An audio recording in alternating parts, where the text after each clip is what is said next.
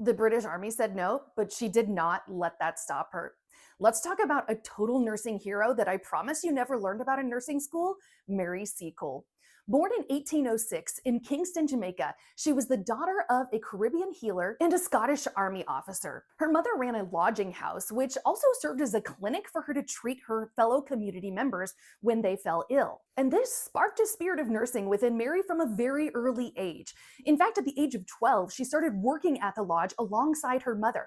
But at the age of 15, she traveled to England where she learned some Western medicine practices to incorporate alongside her traditional Caribbean healing techniques that she learned from her mother. Throughout her young adulthood, she traveled throughout the Caribbean and back and forth to England, refining her nursing practice, and eventually married a British merchant. However, in her 30s, Mary lost both her husband and her mother, and it absolutely devastated her. So she poured herself into her work, caring for people who fell ill during both the cholera and the yellow fever epidemics. But when the Crimean War broke out in 1853, she traveled back to London and approached the British War Office and asked to be sent to the front lines to be able to care for the soldiers, because she had heard that there was inadequate and poor care being offered to these soldiers.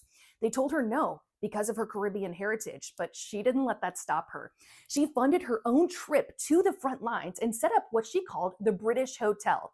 She had a little bit of help from one of her husband's relatives in setting up this institution, and there she was providing top-notch care to the soldiers that were injured on the field. Now you might think, well, didn't Florence Nightingale do the same thing? Kind of, but her hospital was hundreds of miles away from where the fighting was happening. But Mary, she parked her British hotel right there where the fighting was happening. As a matter of fact, she would go out onto the battlefield with active gunfire going on and treat and retrieve these soldiers and bring them back to the British hotel where she could care for them. She cared for these patients with such kindness and compassion that she became known as Mother Seacole. And when the war ended and everyone returned back to England, she was penniless because she had spent all of her life savings running this British hotel and providing care to her fellow British countrymen. The same soldiers that she cared for during battle came home and advocated for her and wrote letters to newspaper and fully funded a comfortable retirement for her.